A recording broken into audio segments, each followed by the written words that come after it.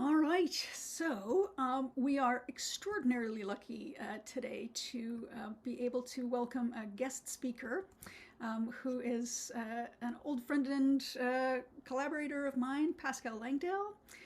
So I'm really thrilled to welcome him here.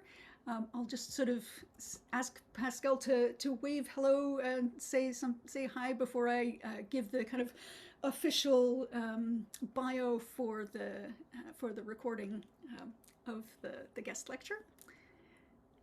Hello, everybody. It's an absolute delight to be here.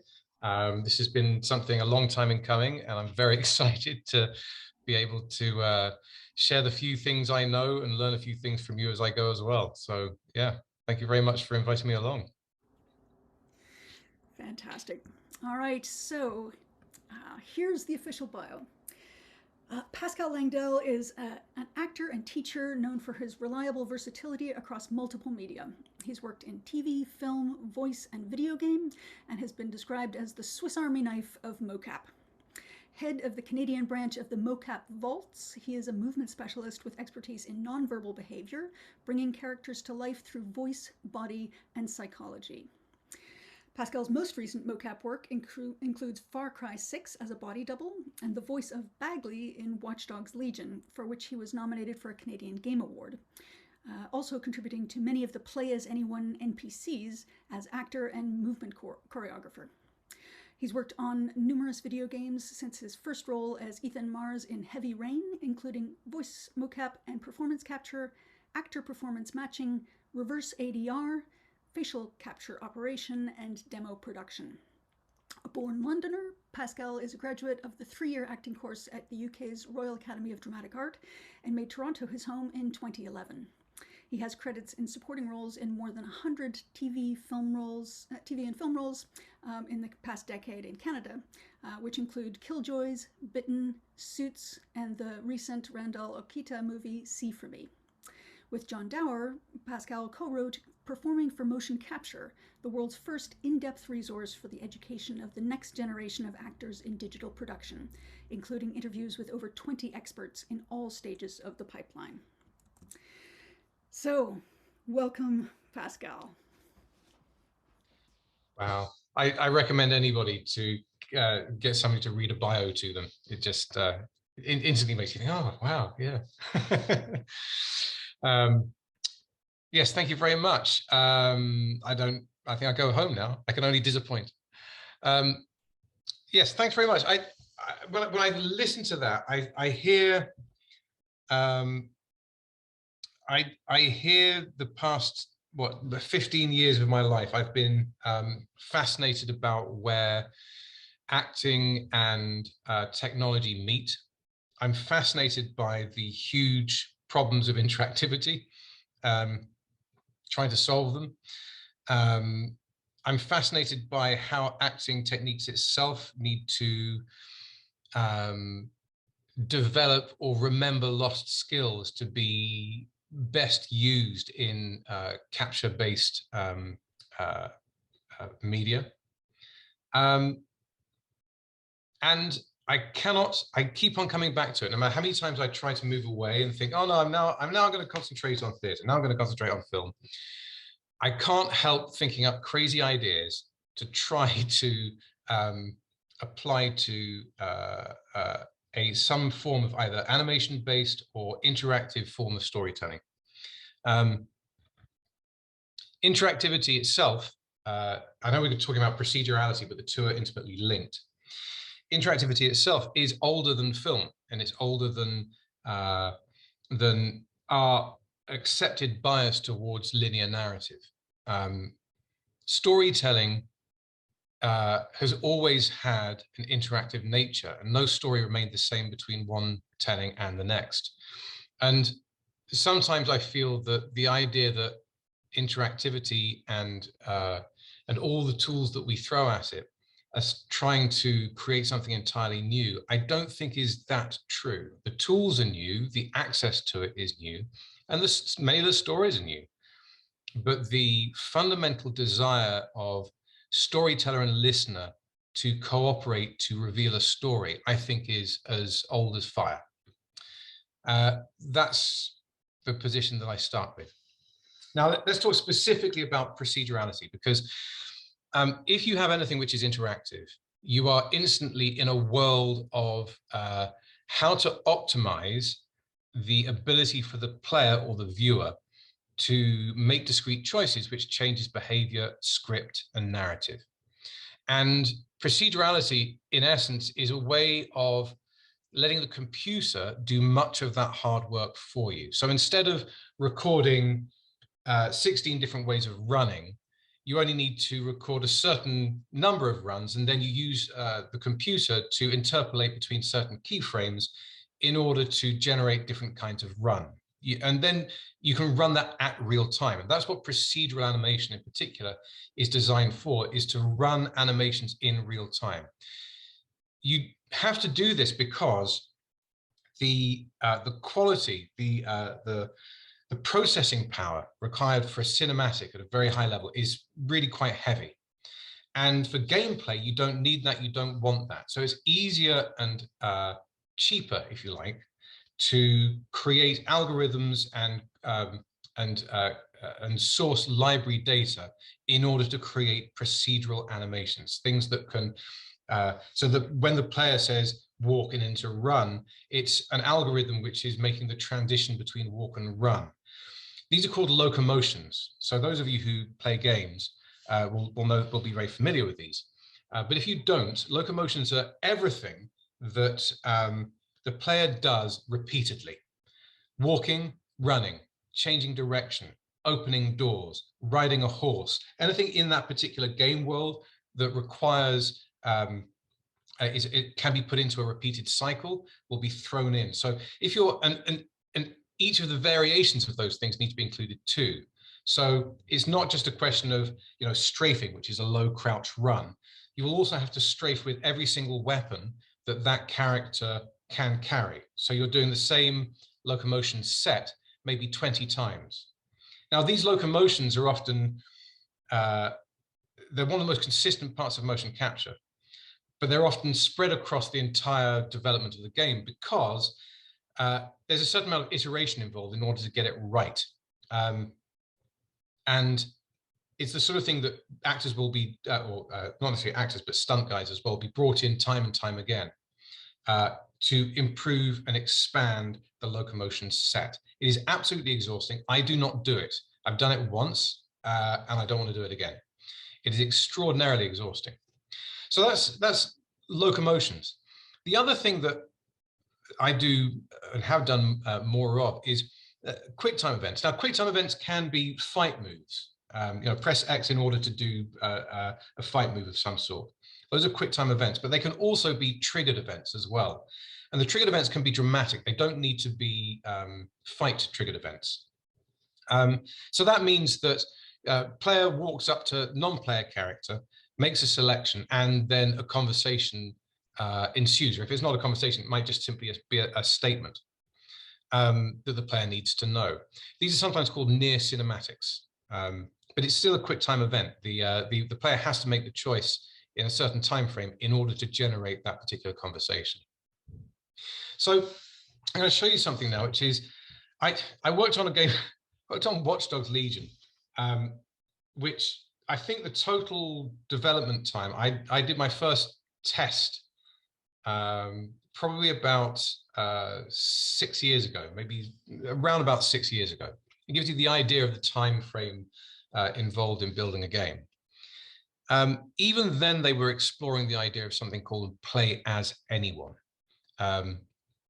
Now, I'm going to play you a little video. I'm going to stop it. Let's go share. And I'll give you an idea of it. If you're not a gamer, then here we go.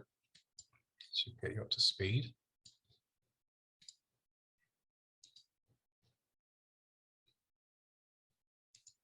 Vicious terror attack left hundreds dead. Mayor of London has declared a state of emergency. As you can see, London's having a rough time of it. What with these nasty opportunists seizing control. That's where you come in. Welcome to the resistance. It's up to you to build the perfect team and take the city back. The good news is that any Londoner could become your next recruit. You can play as anyone. And they've all got their own gameplay skills. See this charming chappie? That's Victor. Watch it, you dumb idiot. He only takes half the amount of damage after his nectar pint. Or 4. Top man! And her, that's Sue, top-notch lawyer. Once in your team, she can get your operatives out of jail automatically. You don't even need to lift a finger. Nice one, Sue. And this is Alan, old codger and veritable mad. Increased damage with rifles and... wait, may die randomly? R.I.P. Alan. Moving on. Everyone is different, so you have to decide what's best for your team. But why would these fine people want to join you? Well, everyone's got an origin story. I want you to help me get revenge on the gangster that killed my brother. Help. And once they trust you, they will become playable characters. All right. Get rid of that. Yeah, so the premise was that you could pick anybody in London to join your team. And in order to help you with your choice, all the characters, anybody that you met would have to have a personal history.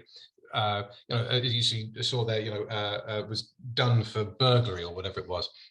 Now, not only did they create histories and backstories for anybody that you saw, or met or chose or spoke to, but they also created lives. So they would create routines that they knew these characters would go on. So if they commuted to work, they knew where they lived, they knew where they commuted, they knew where they worked, they knew where they went for a drink after work and who they went for a drink with and so on. And this meant a few things could happen.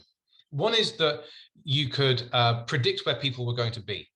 That's one thing. Secondly, the ebb and flow of London society, is different in the morning than it is in the afternoon than it is in the evening, and that could be reflected. It also meant that if you, for instance, if your character, if you, the player, had interacted with the character and done something wrong, like you hadn't paid the barman, or you punched somebody just for the hell of it, say, because that's what sometimes people do. That person would have a relationship to you. It would that non-player character would now, if it was nearby, if there was a good excuse to have that non-player character enter your world again, it would be populated, would be dropped in, and it would have the history with you. So if you were to ask that same person, could you do me a favor, it's less likely they're going to say yes, because they remember that you punched them at some point earlier in the game. Now, most of this was, a lot of this was written, but a lot of it was also generated procedurally to some degree, because it's such a huge idea, right? It puts me in mind of, I was listening the other day to, I was reading an article on how, in fact, we're all living a simulation. And one of the things that struck me was that the argument was that the computer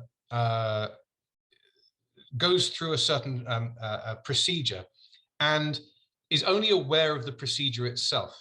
And in a video game, as far as the computer is concerned, or as far as the non-player characters are concerned, you could say that their experience is entirely bound by the rules of coding. But from the perspective of reality, that's a reality. That's an experience under the terms of being a computer program, basically.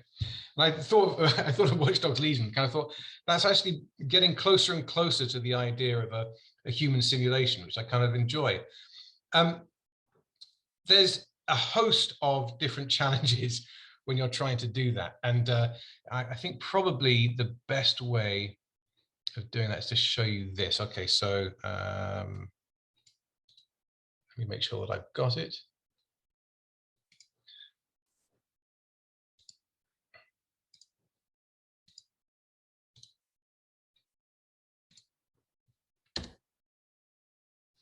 I gotta get to the right spot, excuse me, because I want to scooch through. Oh, Character influence. there you go. All right, so.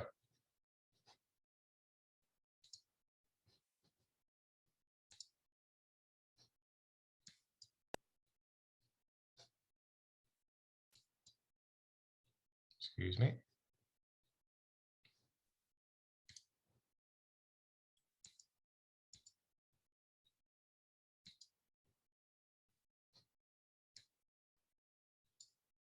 There we go. Okay. Your experience is in their recruitment missions. Unlike the main story missions, which are tightly scripted and are designed such that you can tackle them with any of your roster, recruitment missions exploit the character's backstory in some way to make it feel unique to them. Hence, there is a system that builds custom missions for recruits at runtime where the objectives align with the character's story.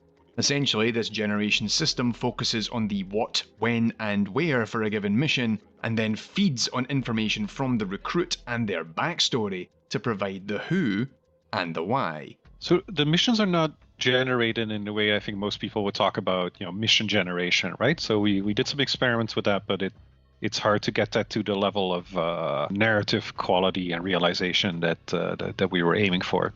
But the thing that we can do is, well, obviously, one of the things that is not predefined for every mission is the characters that participate in that mission, right? So because those are all, people that we generate using senses. So, which means that the mission designers can't just go like, oh yeah, like here's a character called Sean and he has brown hair or something. They have to define the characters they need at a sort of more abstract level, and then, our systems make sure that the right actor is there for them. The other thing that we can do, and that we do for certain mission types, like the recruitment missions, is we define the mission in terms of like, gameplay beats, which is like, go do this thing here and then go do this thing there. But the actual locations where that takes place are selected at runtime. So we can go like, go hack a server, and then again, it's sort of defined at a higher level. So we need the following. Let's say it's a server. Probably server in a pub is probably a bad example, but let's say, right? And then we go find the nearest pub, and that has a server that is available, and then we go like, okay, that's the location, and that's where we're going to take the player. And then after that, it's like, okay, now we need a hostage situation on a construction site, and we're trying to find the nearest construction site that the player hasn't like already seen 5 times, and take the player there. And so that's how all the missions, especially the recruitment missions, feel different. Now, one of the hidden problems that most players won't even think about is that these procedural missions mean that none of the cutscenes can be pre-rendered, given you don't know who is going to be in the cutscene until it happens, and this even extends to the main story missions. Hence, this requires a lot of work outside of the gameplay and AI teams, by animators, voice artists, and even the localization teams, such that each conversation is written to cater to different types of character, recorded by numerous voice actors, and translated correctly into multiple languages. Every line of dialogue that we have has to be written and recorded 20 times. And some lines actually, so again, we do this more in the recruitment missions, some of the lines actually have multiple variants. If you have a mission and you have a cutscene in the mission and your operative needs to be in this mission and they say a line of dialogue, it's not just a line of dialogue that's recorded by different voice actors. It's actually different scripts for that line, because the way your Irish hitman is going to respond to like a request from grandma asking for something is going to be very different than like one of our other personalities. Nate and Wynn vanished off the face of the earth last week, and I mean they're gone, not even answering texts. Sorry to hear that. Thanks. Look, there's no easy way to say this, but my friend's a bit of a my favorite person in the whole world, but he's still a Not just the way they talk, but like the words they use to describe a thing. It's why like a lot of our missions feel a lot more personable, because when you're playing as an operative, like the operative and their voice and the way they talk, but also the words they use to describe like the dialogue that they have with other characters is their own. So if you put 2 operatives in a scene together, it's like a giant matrix of like all the different possible things one person can say to all the different possible things another person can say, and trying to like write scripts for those personalities. Because again, like writers don't have like a character that's like Sean with brown hair who's an accountant, right? Like this is not a character that exists in our game. Like we have these much more abstract concepts of like a personality and a voice actor and like are wrapped together. On top of that, at an even lower level, we have a tech called formant modulation that can take an existing line and a recorded line and actually transform it with a filter essentially to sound like it was delivered by a different actor. So we're able to even multiply the number of lines we have more with that technology. You know, the thing that blows my mind every time I think about it is you can do cutscenes with stunts and the characters are your operatives, right? Who are different sizes, you know, different mobilities, you know, and we don't mocap it 20 times. So that means that we have a voice recording that has a certain length, but then an animation that has a different length. And we do, in my opinion, magic, you know, and I didn't work on this, so it is like I'm just full of admiration for the people who did this to make that all look seamless. And the people working on it at some point in a team meeting, they had to create a video of the same cutscene, playing 4 times with different voices, just to show that this is not just a normal cutscene, as in that we've done before. No, this is like, 4 completely different cutscenes, but it just looks like a normal cutscene. But when you play it, you don't realize it, right? The other one is a much smaller thing, but it is important in our game. A lot of our text, especially like mission objectives, have to reference names of characters that we don't know ahead of time. So we have to insert names dynamically, right? Also, our game is, I think, being localized into, at least written into something like 14 languages. And doing text insertion and gender agreements in gendered languages right in 14 languages is really hard. And we built a system that does that, and it does it in a data-driven way. So the localization team can just set up their data, and at runtime we go like, okay, they say that this line, which we need to inject his name, or maybe it doesn't. We don't even inject the name of anyone. It just goes like, well, we're referencing a person, and we know who that person is in this context, and we look up their gender so that we have the right gendered version, and it's all seamless. And it means that all the people, obviously this is more a non-English problem, right? But all the people playing in non-English languages or in gendered languages will just get like correctly gendered, grammatically correct sentences, and in 14 languages. So that was harder than I expected, and then if it works perfectly, no one will notice. Yes, he just said that was really hard. I don't got the end of that. It's really hard, but if it works perfectly, nobody notices. When it doesn't work perfectly, it's very, very evident. And that was also true of any video game. But it's incredibly complex to put together. If you think about it for a moment, you've got different elements, different channels of communication. So you've got the vocal channel, which is going to have to make space for multiple different versions of the lines, or different lines entirely, depending on the mission. It has to create enough space for multiple different languages. The head movement needs to be generic enough that it can take any speech at all, and it still makes sense. Then you've got the physicality. So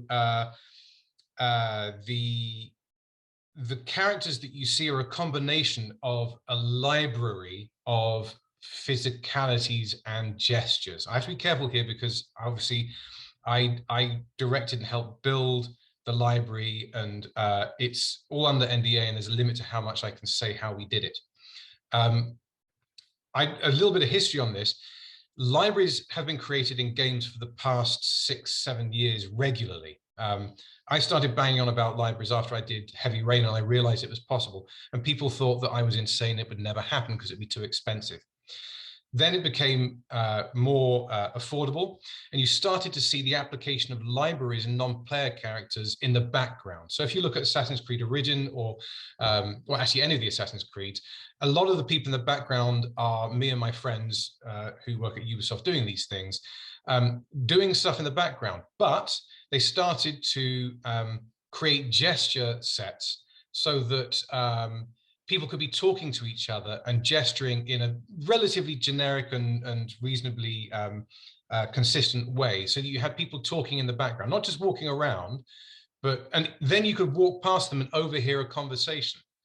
And so that it helped to create a more of an immersive atmosphere, because you felt like you were beginning to become, you were actually being inserted into a world and things were going on around you. So you could look in particular directions and you would see these, and instead of it just being generic, I'm talking and then I have my hands going in a cycle, it began to be more tied to what was being said.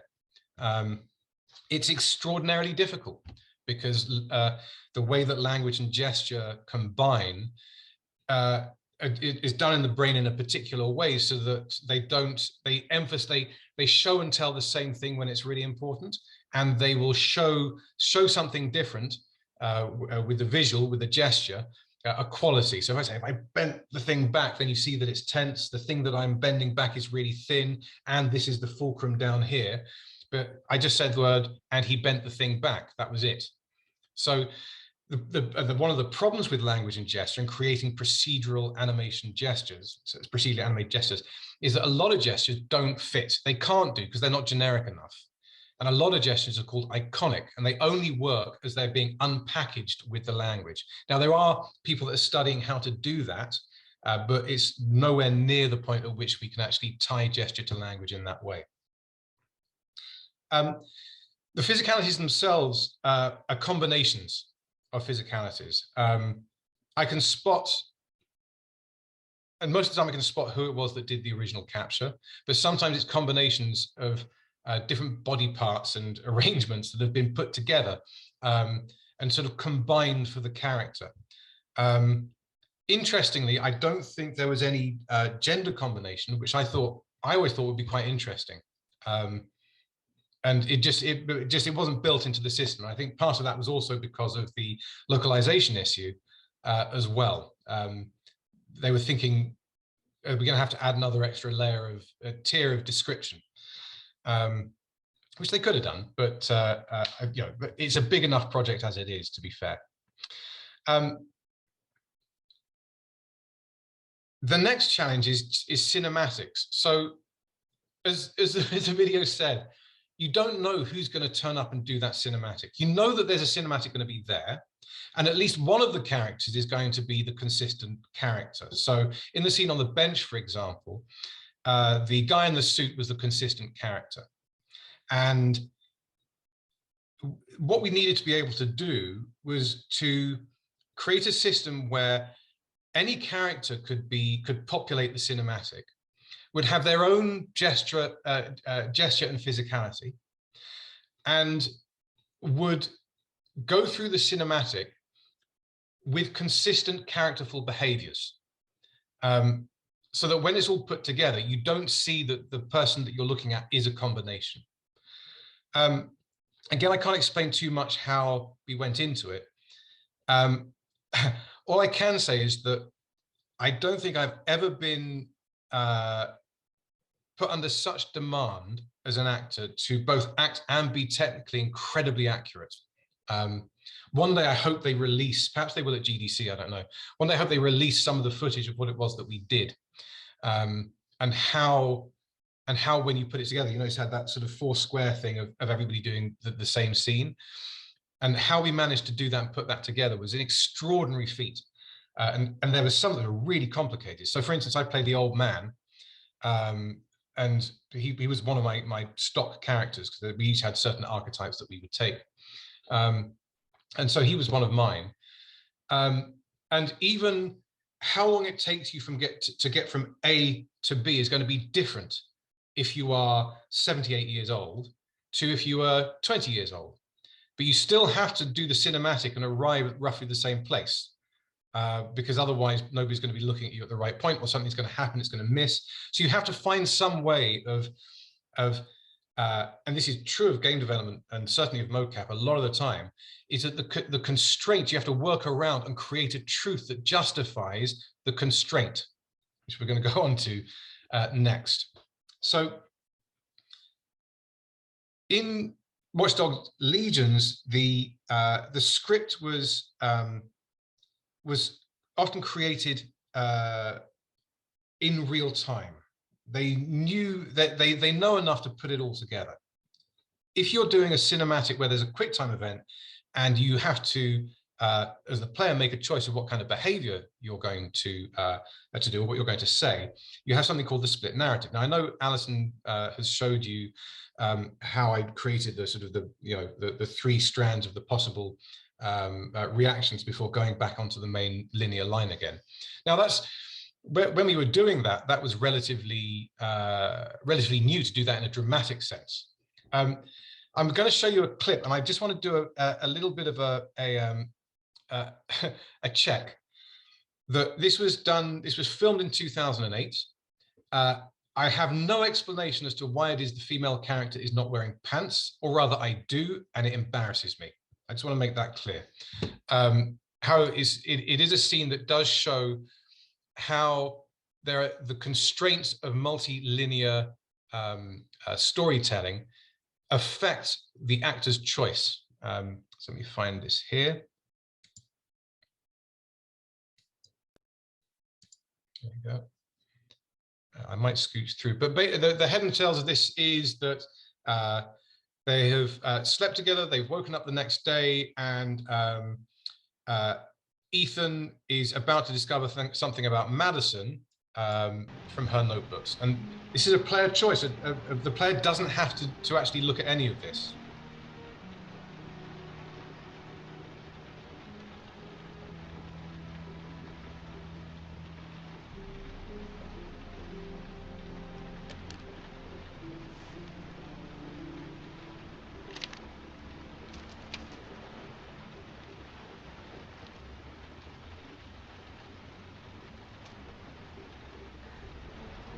I should have guessed. All this time and I had no idea. Ethan, what's the matter?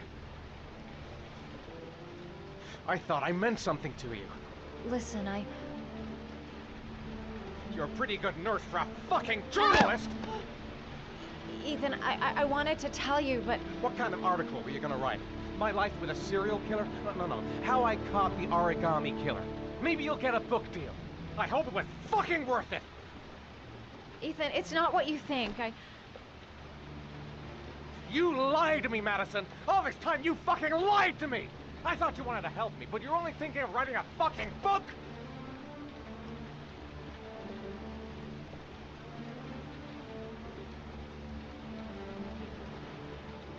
It's true. I'm a journalist. And I knew that you were the father of the boy who had disappeared, and I wanted to cover the story. But then I saw what you were going through to save your son. And I understood how much you love him. I wanted to tell you the truth, but I couldn't. I was afraid that you may not believe me. I was afraid that you'd ask me to go. All I want is for you to find your son alive.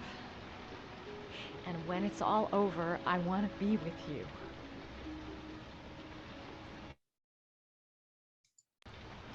Okay, so that moment back there, hold on a second. So here we have accept, reject, apology, right? And for an actor, this is a good example of two extreme options. Now, if you're a very expressive character, you would be prefiguring to some degree your attitude to what's being said. And it would perhaps change the other actor's behavior towards you. If what I'm doing is not persuading you and you look like you're rejecting what I'm saying, then it might change my tone, might change how I behave. Now, in this, because I also want to point out in this game, all the voice was done separately. This was not done with performance capture. So we recorded all the voice in a sound booth, being unable to move, and then we voice matched the audio and did the physical later. And in fact, Madison's voice is not the same as Madison's body. So in this moment, the question is, well, how does the actor deal with the fact there's two big different choices? I either accept the apology or I reject it. Those are two big differences. And the answer is, well, you can actually see in my face there, what am I doing? Not a lot. I'm sorry, Ethan. I'm so sorry. So they've animated a little bit of the lips. I'm not quite sure if you can see what I'm seeing, so I'm going to stop share now. They've animated a little bit of the lips. They've made the eyes relatively still. Basically, what I had to do as well. So they did the facial capture, and it was essentially blank. And it's from that old film experiment where if you show an image, a neutral face, and you show an image straight afterwards, which is very extreme and violent, people will, and then the neutral face again, people will assume the neutral face is annoyed or is frightened, is angry, is having an emotional reaction. And that's what you have to rely on as an actor sometimes if the moment before your decision requires you to be ready to kill or to hug. And sometimes I've had to do, particularly in Heavy Rain, there's quite a few of those, where from an actor method point of view, of having goal-oriented action, where I know what my goal is and I know what I got to do to get what I want and why and so on, you're on tracks. When you're faced with these moments which are so extreme and perhaps even speak to different versions of your character, it decouples away from the idea that you have a clear linear path. And you have to try and justify the moment beforehand, or rather you have to create the moment beforehand that justifies the two alternate endings. I'm just going to close this. Hold on. I've done that. Yes, so I think that probably here, I've talked enough about game. And to me, game is actually like the early part of what's possible with procedural and interactive storytelling. And I get actually quite excited about the alternative media that can actually make use of these processes now. Now that the bar is coming down and now that people are able to access a lot of this technology, I'm really excited about the stuff that is coming out, and I've been working in some of this stuff as well. But I'm going to hand over to Alison because we've both been working in this area for quite some time. And yeah, we worked on something that was trying to push the boundaries of theatre. So I'm going to hand over to you now.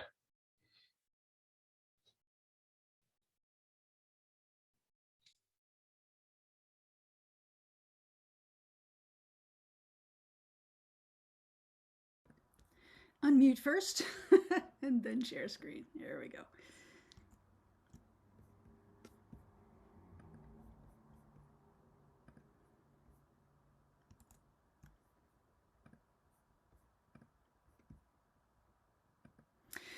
All right, so Pascal and I actually first worked together on a production at York, A Midsummer Night's Dream, which was using motion capture to create the character of Bottom in Shakespeare's play, whose head is converted into that of a donkey, which is normally depicted with a mask, but we actually used a motion captured CGI donkey head, which was then sort of projected larger than life on a scrim behind him.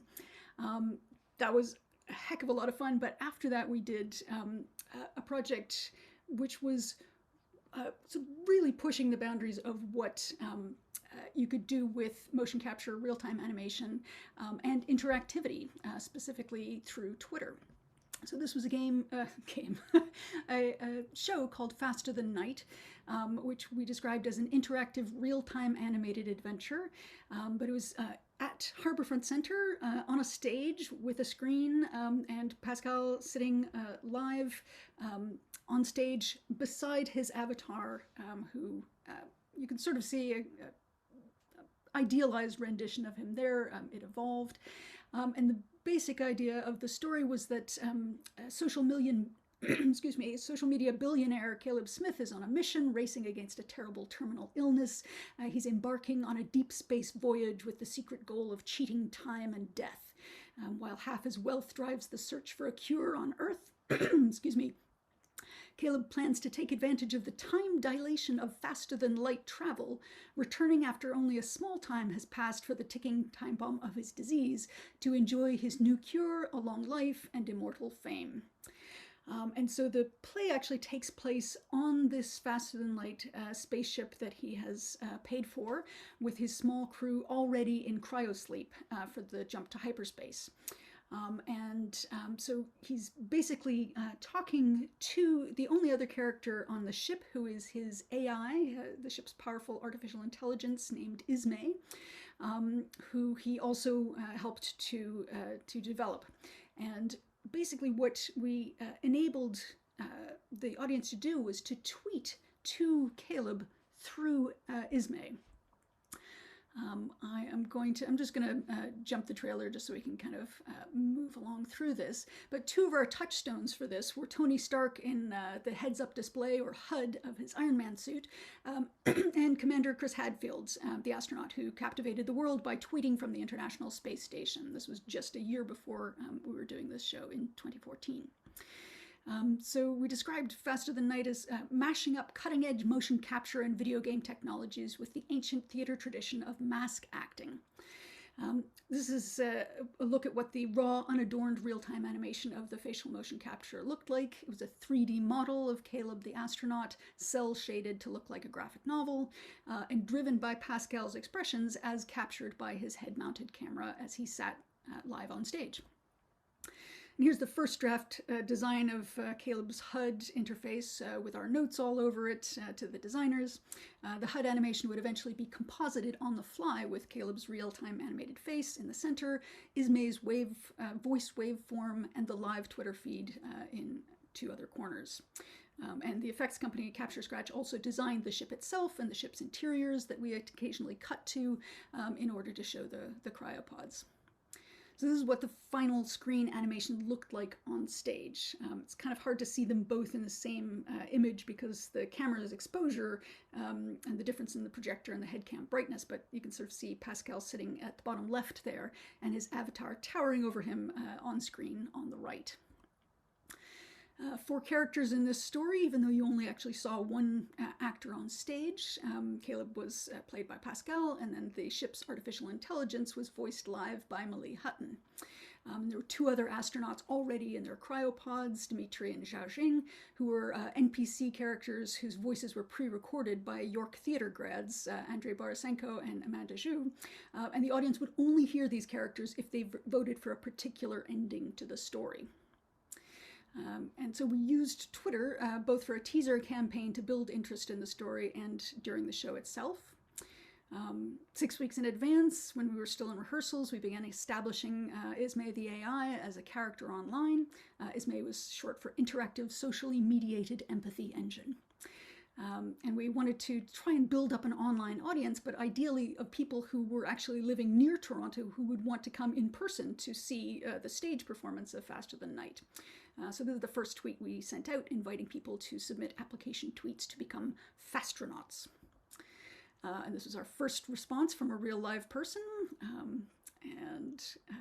Whenever we had someone who tweeted something fun at Ismay, we would actually handcraft a reply to them. And we also started establishing the supporting characters, Dimitri and Xiaojing, for which Google Translate was our friend. We would translate into Chinese or Russian and then back again in the process of creating their English tweets. Like this one, the debut tweet from one of our supporting characters. And then for the show itself, we had 21 character Twitter accounts managed through Hootsuite, for which we were sort of looking at one of the biggest conundrums that we studied during this project, which was something that we called the funnel. So if you think of live theater interactivity as a conversation, if you're interacting with one person in the audience, that's pretty straightforward. If you have to carry on a conversation with 3 people at the same time, that takes a lot more juggling. Now, imagine a human, not a computer, trying to reply to an entire audience full of interactors in real time on the fly. You're basically setting yourself up for a creative experience that feels something like this. So instead, our strategy during the show itself was to select the most interesting tweets for Caleb's improv sections and hope that the audience would not be too bothered if we didn't reply to each of them, because they could also reply to each other. And it worked. There was a lot of crosstalk during the show, in addition to the comments directed to our characters. Here's what our Hootsuite dashboard looked like during the show. The NPC Twitter characters had some pre-written tweets to prime the pump and establish some initial story and conversation with Caleb, but our audiences were also fully engaged in tweeting with the astronaut. So here's our online writer of Ismay, Heather Gilroy, interacting with the audience by retweeting and favoriting and writing replies in real time. And at the same time, I would choose the tweets that I wanted to pass along to Malie, who was our voice of Ismay. So she would read out selected tweets to Caleb the astronaut. Since Pascal couldn't see anything with the light of the head-mounted camera's light strip shining in his eyes. And then Pascal would improvise his reply to the spoken tweets. Malia also had dialogue and direct interaction with Caleb. The show was essentially a two-character story, even though one character was only a disembodied voice visualized as a sound wave in the HUD. This is what it looked like backstage, with the sort of compositing of, you can't really see, but the top right there is Ismay's voice form, and we did in fact scroll the tweets that Ismay was receiving in real time. We just mirrored them backwards because we didn't want to distract the audience too much. And here's the audience before the start of most theater performances. An announcement asks the audience to turn off their phones. We asked ours to turn them on. So I'm just going to kind of run quickly through. These were the tweets that we used in the 20-minute sort of pre-show, during which we were sort of training the audience about how to tweet with Caleb. Lots of questions were directed at Caleb, and not all of them could get replies, but of course somebody had to say this one. And then this is Lelaine Liulit-Desrajo, who programmed a direct feed from Twitter into a voting engine so that we could calculate audiences' votes on story decisions in real time. Her dashboard backstage so she could convey to me and the other crew the results of the 3 key audience votes in the play. There was a practice vote early on, just so that Caleb asked his audience what he should do if he met aliens on the voyage. And Ismay would sort of tweet out the choices and you would retweet the ones you were voting for, but people didn't just want to retweet our options, they added editorial comment. Second vote came halfway through the story. Something goes wrong with Caleb's cryopod, and we discover that he will die unless he does something to fix it. And he explains that this is a one-way trip. It's a one-off trip. If he turns around and returns to Earth, he'll never be able to afford another attempt. So the second vote was, with his pod malfunctioning, should he turn the ship around and go home, knowing there would never be another chance. People voted to continue. Amazingly, some people wanted him to return. And then finally, near the end of the play, we reached the third and final vote. There are 3 astronauts, but only 2 functioning cryopods. So this is like a classic moral dilemma of the lifeboat. Caleb, as the only one awake, has the option to choose who will live and who will die. But he doesn't know if he can make that decision himself, and he asks the audience to basically make it for him. As he's speaking his feelings and his fears on stage, the audience tweets back to him and makes comments to one another. And as it turned out, the audience always voted for Caleb to die. We kind of thought that they would. It was the most poetically and politically satisfying choice, although Pascal especially was very, very keen to make sure that we wrote all 3 characters and structured the crisis so that it wasn't an easy choice. And in the Q&A afterwards, some people said that they acted on moral grounds, and others just because that ending served the story best. We also asked them where they found themselves looking most, whether at the live actor, at the animated character, or at their phone screen, and it was pretty evenly split. So I'm just going to very briefly throw to Pascal if you wanted to comment on that experience.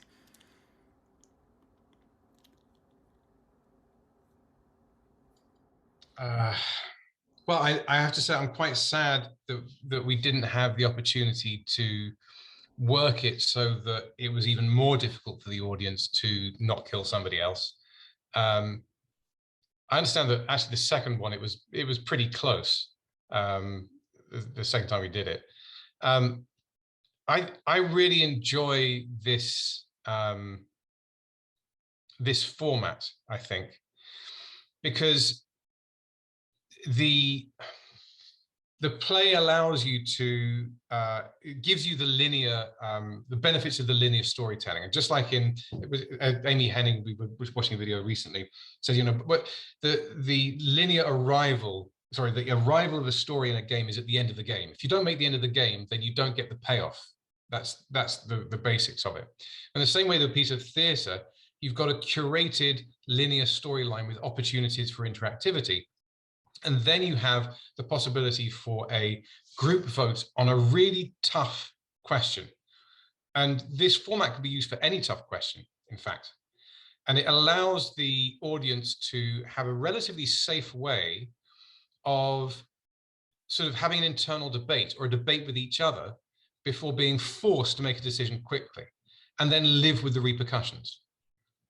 Because the death of the two other astronauts, they were not by any means light.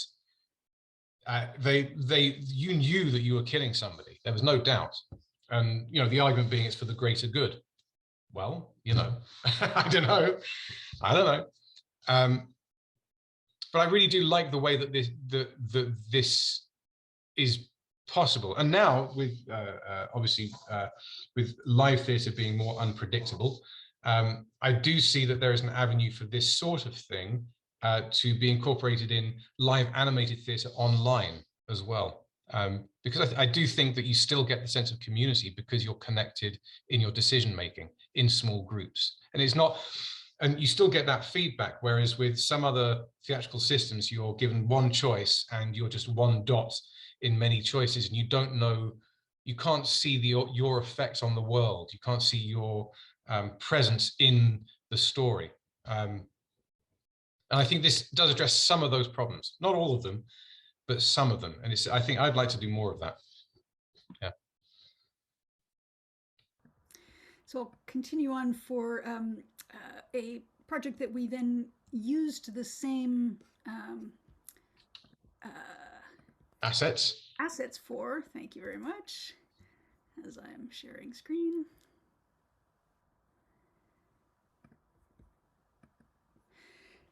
Called The Augmentalist. So a year later, we were invited to an augmented reality convention, and we brought all the assets that we used in Faster Than Night, actually some of them, but added an element of fortune telling. And with this, the Augmentalist's storytelling was very, very different from what we created in Faster Than Night, which was pretty much on rails, even though there were sections of improvisation.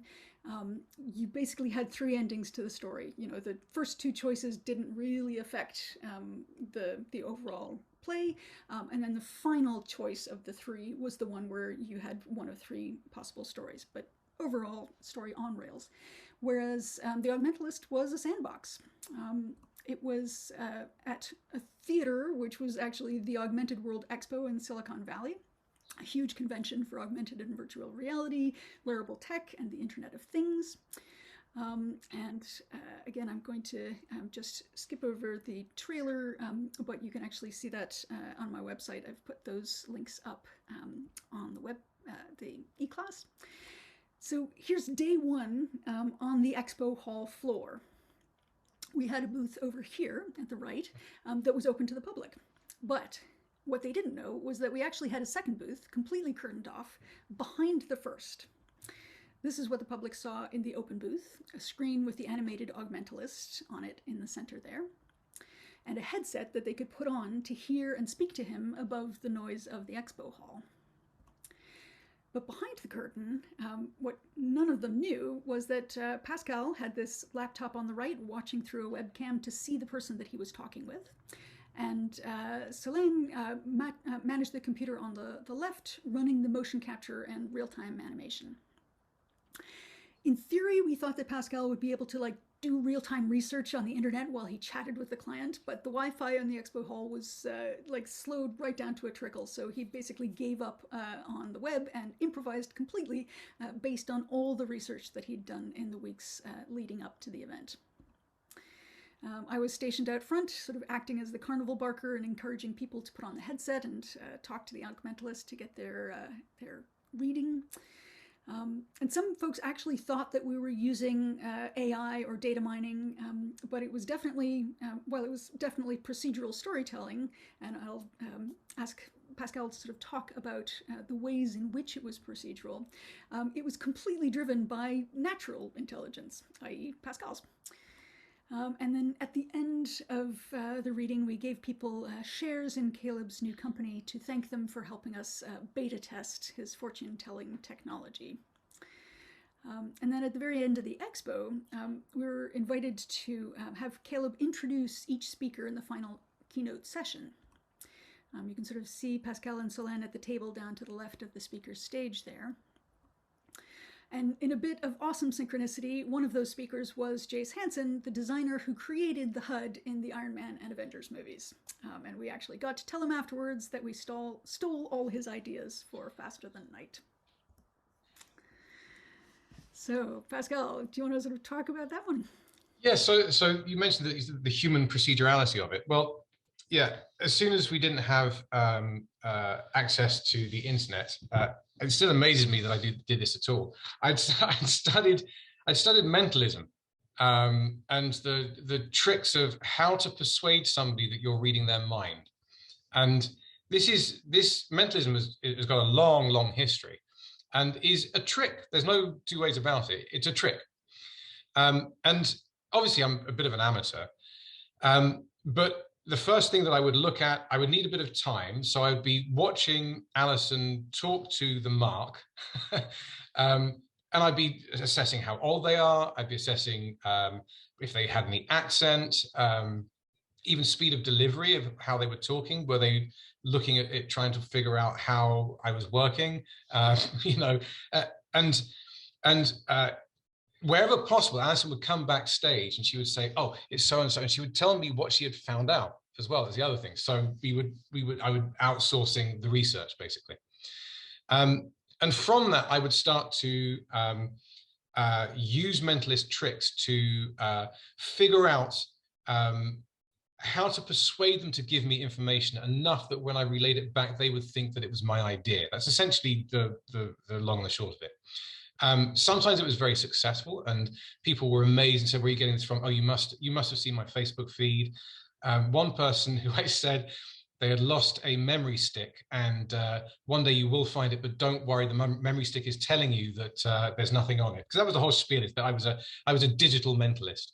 And this person said, "Oh my God, how did you know?" It's like, when you've got them at that point, you know that almost anything you say, they're going to justify. The worst one was somebody from DARPA who took one look at it and I just saw him watch and I started and he just went, "Oh God," and just threw it down. Very hit and miss. But here's the interesting thing, is that now I do believe it would be entirely possible to procedurally do almost all of that. So I would not need to do much of that at all. You can analyze a lot from somebody's appearance, from their accent, from their tone of voice. You could even at distance, or even depending on what they're wearing, you could have skin galvanance. There's ways of eye tracking. There's a company in Northern Ireland that actually do this in order to track people's physiological reactions to advertising, for example. You could do the same thing. And then the content could easily be drawn from the internet, yes. But basically the script could be procedurally generated pretty easily. And that would be quite fun as well. I'm not sure if I'm going to write it though. So I think with that, I think I want to move on very quickly to the future of procedural animation and interactivity, and where I see it becoming increasingly used. I did a poll of this with a group of actors recently about how confident we were that actors would be used for their ability to improvise for live interactive media, and they're all pretty positive, more positive than me, incidentally, which is quite interesting. As I say, the benefits outside of game become quite interesting. I worked on something recently. Again, I can't say exactly what it is. It was VR. It was training in VR. Now, if you think about if you think about the uses of VR training, so you can train at distance, you can train at scale, you can create procedural animations to tell a story and then have the player or the trainee make choices that change the behavior of the character, or change what's going on in the story. So say it's a health and safety video, or it's a conflict de-escalation video. So you're on a job site, somebody isn't wearing their helmet, and you have to, and they're really annoyed that you're saying that they should wear a helmet. How do you deal with that? Well, you can very easily create a decision tree, and you can very easily create lines and prompts that escalate and de-escalate. And all this can be done, again, procedurally. You don't need to have anybody in the background going, oh, well, this person improvised in this way, so I'm going to do this, you know. And it's even possible that eventually you'll be able to do it without doing QuickTime prompts as well. So it'll just be analyzing what's been said and how, what tone. You can pick up a fair amount of tone even from the choice of words, but also the manner of speaking too. And that becomes quite interesting from an educational point of view, as I say, because it's scalable and you can do it at distance. That's also true, but you can also do multiple iterations as well. So you can actually choose and select characters that are more problematic for the trainee to deal with in order to train them to be able to face all kinds of different things that would not necessarily be in their normal purview. But it allows you that great latitude. The other area that I see it being used in is, again, in VR, is that in VR storytelling, there's a couple of things. One is that if you are in VR, you're a pair of hands and you're a bobbling head, and there's a limit to how much you can physically tell the story. But there's still stuff that you can do with your hands and your head in order to animate it. That's just one side note about VR. If you're in a VR show and a VR experience, and you're doing a walkthrough with other audience members who are also in the same world, so I'm thinking of War of the Worlds in London, for example. When you look at the other audience members, they're not actors. And so as soon as you look at a blank-faced avatar in your VR world, your suspension of disbelief just collapses because they're not looking in the right direction. They look bored as an alien is blasting a battleship out of the water. That's no good. I think we can do better. And I think the way of doing better is to use procedural animation on the avatars of the other audience members. You can even give them lines. You can even do things that you take control of the audience member and turn their avatar into a puppet to help serve your story. Those are two main areas I see happening. Obviously, when Alison and I started doing this stuff, the potential for real-time animation the fidelity was relatively low. Now, of course, with Unreal Engine and digital doubles and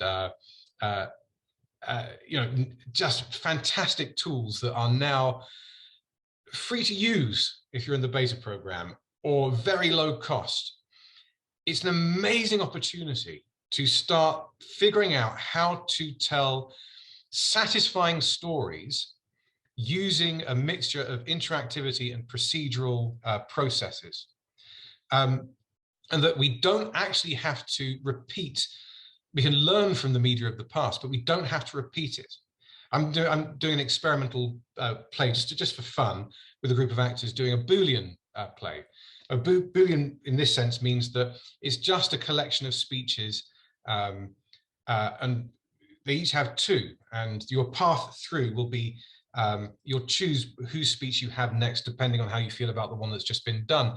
But there is no narrative goal except for the entire experience. I'm really curious to see what that's like. Is it narratively satisfying? Is it hit and miss? Is it sometimes narratively satisfying? What works and what doesn't? I can't help thinking that theatre and to some degree film as well will start, and I really hope so, we'll start creating dramatic stories and looking at human relational stories, not games so much, but human relational stories in a virtual world, because I think ultimately, if you're in a virtual world, you are walking in the shoes of somebody else. And throughout the history of storytelling, the best rulers, the best heroes are people who spent time walking in the shoes of the poorer population, or the alternative universe before they inherited their position of power. And my feeling about these particular stories and the potential behind VR and these interactive stories is that we get to try out those stories safely. We don't have to take risks out there in the world. We can go through these stories just like we would in a linear drama. We can do a horror story and see what it feels like. We can learn what it's like to be a drunk driver. We can learn safely all these things which storytelling is designed to do, but we can do it in an interactive way, which I truly believe, has a greater educational value. It changes who you are somehow in a way that linear drama can. Absolutely. Is this an extra world that we can work in? Absolutely. So there you go. That's my pitch. Fabulous. Thank you so much, Pascal. I'm going to ask everybody in the class to throw your questions into the chat. So we've got, say, another 15-20 minutes where we'll be doing Q&A about any of the things that Pascal's talked about, or other questions about procedural storytelling. Any questions?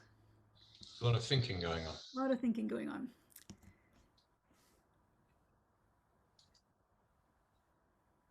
So we can actually kind of ask, while people are thinking, how do you handle dramatic tension in an interactive script? Oh man, it's difficult. See, in video games, one thing that a lot of actors don't realize when they go onto the volume is that the player has already spent some hours pursuing a goal, and often at quite a high level of stress. And the cinematic is there, often to relay information, sure, but you've got to, the cinematic is often the moment when, and the most extreme, and it's extraordinary. Just before the player is then thrown back into a situation which they then have to fight or die, right? So the dramatic tension is inbuilt into the gameplay itself, and then the cinematic is placed on top. And if you win, that's the cathartic event and the end of the story. Dramatically speaking, so with Heavy Rain, it was interactive, but it was still linear. With other properties, with other games that David Cage did, it wasn't quite so linear. It was almost Boolean, but not quite. And I think that's where I think the sweet spot lies, is in the mixture of creating a free, almost sandbox storytelling world, which then when you hit the right moment leads you off into a linear process for a cathartic end based on what it was you ended up doing in the sandbox. I think that's probably the next thing that I would try. I don't know if it's going to work, but I think that is a marriage of two worlds, which I find quite interesting. The other thing I'd say is that if you do it live, that's the other thing. If it's live, then you can build the drama in sections dedicated to maintaining the drama. And it's a bit like being a storyteller anyway, where you have to be aware of the crest and falls of the information and the flow of the narrative. And so that's another possible avenue for exploration, where you have a procedural, perhaps Boolean or sandbox environment, and it's the improvisational element that comes in and creates the event that creates a narrative drive. Multiple endings are useful, but you're going to have a linear route to get to the multiple endings, so you still don't win. So I don't think there is a straight answer yet. I think there's lots of people trying lots of things, and that's good. It's in the early days of film, nobody knew what the hell they were doing, and they were, filming tea parties for an hour or whatever it was, So I think we're now. I think we're at the sweet spot of having access to the tools and the desire to tell stories using those tools is not even a thing. When 10 years ago, 15 years ago, if you were working in doing real-time facial animation, it was, oh my God, how are you going to do that? Now it's just like an iPhone and Unreal. I mean, yeah, and people don't think twice about using it. It's sort of, yeah, I can do that, no problem. To follow up on that, actually, we have a question here from Ben asking, over the years, how has motion capture changed from the actor's perspective? Is it any easier or more comfortable for the actors nowadays as opposed to years ago? So there's the biggest difference has been the fidelity of the capture, and also the use of performance capture. So performance capture is where you have your face captured at the same time as your body, and hopefully your voice as well. That's the full performance. Now, in Heavy Rain, I did a lot of the action first. Then I went in and spent 2 days doing however many thousands of words there were in this multiple narrative script, all facing camera, or two cameras rather, with markers on me. So 2 reference cameras and a small setup. It was captured, wasn't it? Yes, it was. With David Cage in the corner giving me all the cues for all the different actors. So I was never actually acting. I didn't meet a lot of the actors, in fact, on any of the game. And then when we were in the volume, we then voice matched. So we then matched to our own voices. Although I matched to my own voice, the actress playing Madison, the voice wasn't the actress. She was the body, but she was trying to match the voice of the voice actor. And this is not unknown. This is still, I still do this from time to time. Reverse ADR is doing exactly that, just sort of facially and matching exactly somebody's facial behavior and sounds and all the rest of it. The fidelity has really come up. So now in performance capture, you still need to be roughly at a slightly bigger scale than film, because the moment you're still in an animated medium, the artifice is shown. Film is celluloid, it's liquid, or even if you're doing 24 frames per second on a digital camera, it doesn't have that same curse on it. For some reason, and I can't really quite explain, if you're still in the motion capture volume, the animation will suddenly become dead-eyed and you're done. Suddenly it's just horrible to see. So you still have to keep some kind of physical life, but that means that you're probably performing to a scale of a loose mid-TV shot, or possibly close-up, possibly, maybe. That's if you know where the camera is. Yeah, so whereas in the past, you would be doing a performance that was actually a much bigger scale in order that it should register. And even then, the animators would be looking at the reference and perhaps even exaggerating it more. And animators still do that. It's not, it's a collaboration from beginning to end. Yeah, so I would say the graphic fidelity is the biggest difference, and the sensitivity of facial capture and its use in performance capture is the biggest change, no doubt. Fabulous. Just to change up a little bit, there's a question from Michelle asking, how difficult was it to act with an American accent? She said it was surprising to realize you had played Ethan. Yeah, no, I answered that. I realized I did it like sort of directly. I shouldn't have done. Yeah, so that was before I moved to Canada. And I'm not that proud of it, to be honest, because I can hear it sort of, it's a bit clunky sometimes. And it was because I hadn't been living in North America at all at that point, so I was doing an accent. But as I said, we recorded it in 2 days, and then we were done. That was it. I couldn't go back and re-record the lines if I heard something that was, the R wasn't there or something. It was just done. I had one shot. That was it. And that, I think, is that in film and TV, you get that chance, right? Whereas in game, you don't. Now, of course, in game, they'll just employ somebody that has an American accent, basically. The voices get the money, and the mocap actors get lunch. So that's good.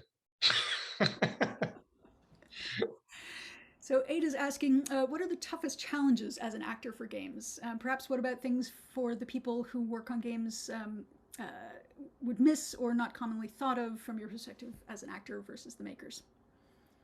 I think the biggest challenge for the actor is that you are in an empty space and you are having to invent everything around you. If you are working on a film or TV, there's a set, there's a door, there's a table. They will all be in the right era. If you look in one direction, you will see a wall and that will change your focal distance. Look in another direction, you'll see a long lane and that changes your focal distance. None of that exists in the volume. And in fact, when I teach, the first thing I say is, well, take all your skin off, you're just a skeleton. As far as motion capture is concerned, you're just a skeleton. So if you can't tell your story just with a skeleton, then you're not telling a story. But also, your skeleton can't help telling a story. So you have to know what that is. The way that everybody is sitting right now, I can see some people, not others, automatically is telling me information about who they are, how stressed they are. It'll give me an idea. And that is, as soon as anybody walks into a volume in a mocap suit, you can see them. You know their idiosyncratic way of walking, of talking. And for an actor to be truly useful in the volume, you need to know what that is and be able to eradicate it so that you can end up walking like somebody else. There are things that I've done in Far Cry and in Watch Dogs that you don't know it's me, and I'm proud of that. But the only way I can do it is by using skills that are not really used that much in film and TV. So for instance, if you mime throwing a stone, right, into a lake, people will throw it and it falls into the lake. But you're not telling the story, because there has to be a difference if you're telling a story physically between the moment the stone is in the air and the moment it arrives in the water. So instead of going throw and it lands, there has to be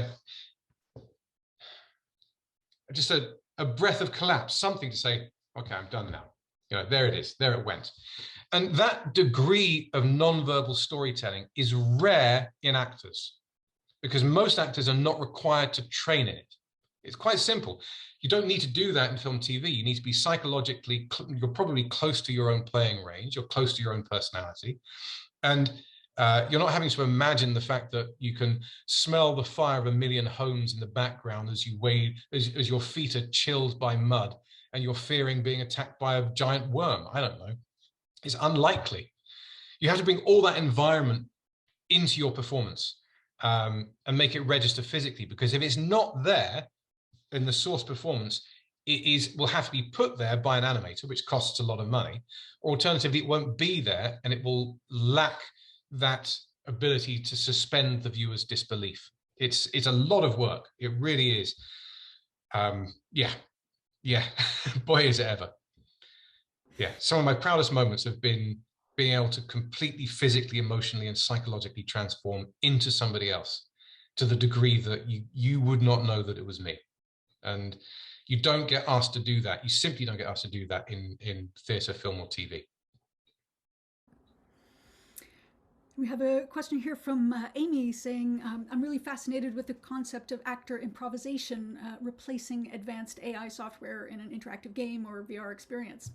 What are your thoughts on using VR or AR experiences and this improvisation to allow audiences to interact with already known characters and immerse themselves in the narrative, for example, the Commedia dell'arte archetypes?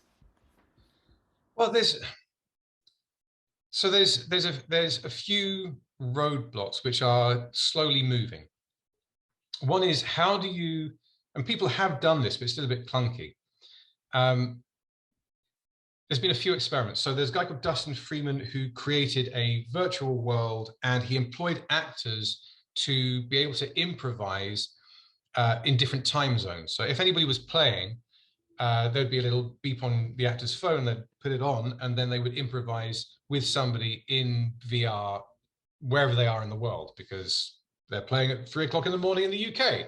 So they've got somebody else, you know, on the other side of the Atlantic to do it at 9 or whatever it is. So that's one way of doing it. The other way is one-to-many. And then you've got a tricky position, because then you've got the funnel problem as well. How do you make each audience member feel special when it's just you too many? That's tricky.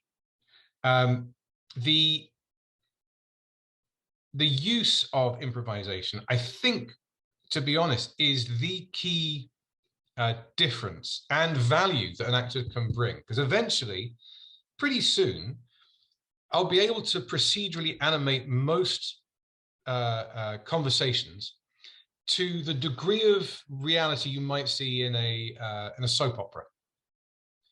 What I don't get is the surprise. What I don't get is the unusual. What I don't get is the idiosyncratic or the iconic gestures. I don't get any of that. But it's, for many people, that will be enough.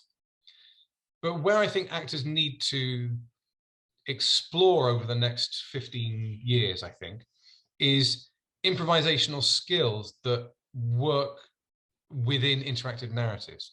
I remember hearing somebody saying that they employed theatre actors at first to do live interactive VR experiences.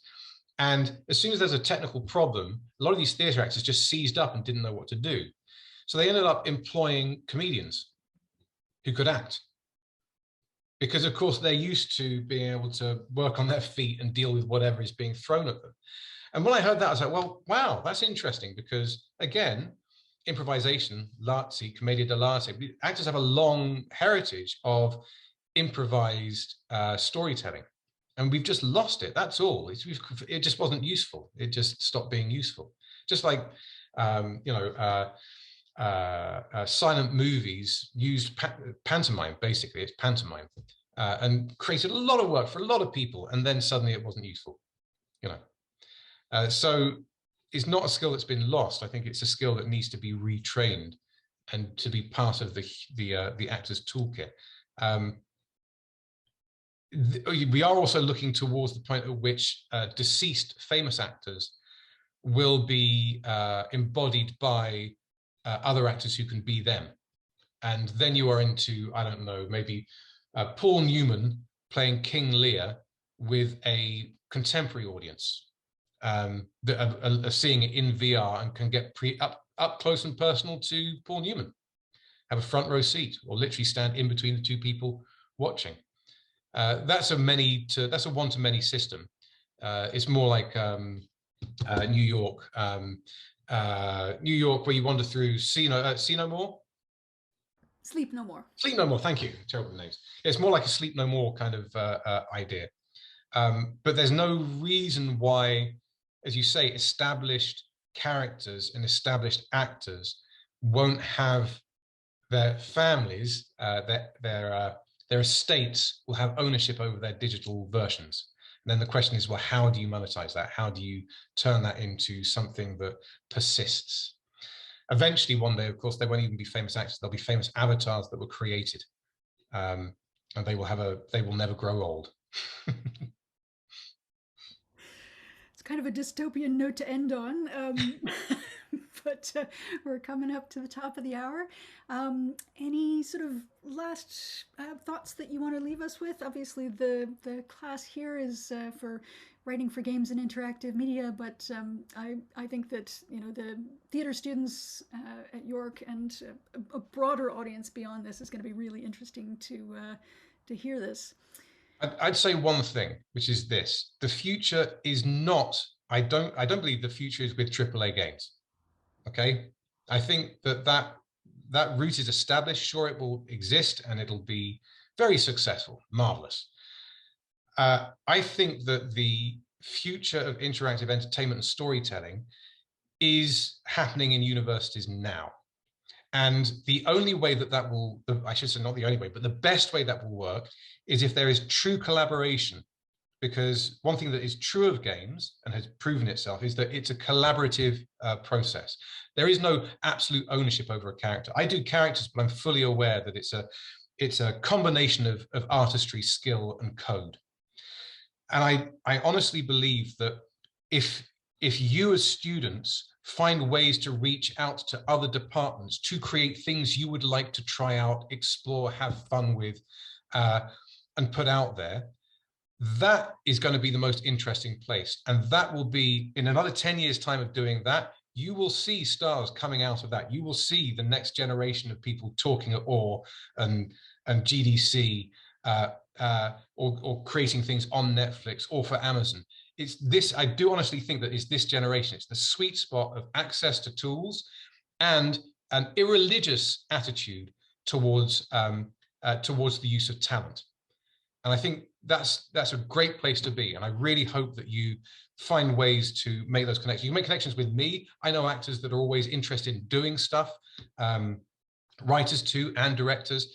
I do think that is where if you're gonna play and use this time of life to do it, that's what I would be doing.